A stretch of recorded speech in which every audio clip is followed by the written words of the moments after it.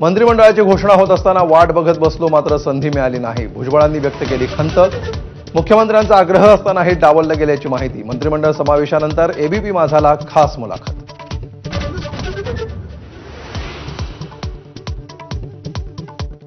वाल्मिक करार प्रकरणामध्ये Dhananjay मुंडेंना clean chit मिळाल्यास मंत्रिपदाचा राजीनामा देणार. छगन भुजबळांचं मोठं विधान. मुंडेंच्या राजीनाम्यानंतर भुजबळांची मंत्रिमंडळात वर्णी.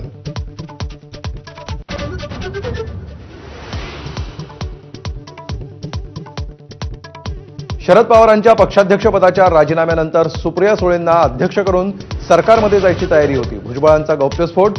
तुम्ही सरकारमध्ये जा असं पवारच म्हणाल्याचा खुलासा.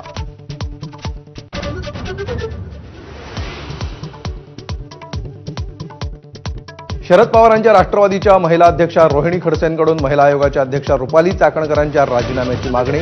चाकणकरांच्या राजीनाम्यासाठी फडणवीसांना पत्र, तर रोहित पवारांकडूनही राजीनाम्याची मागणी.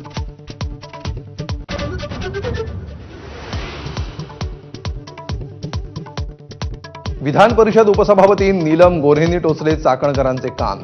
करोना मुंडेंचाही निशाणा, तर राजीनामा घेण्याचा अधिकार अजित पवारांचा. रुपाली ठोंबरेंचं विधान.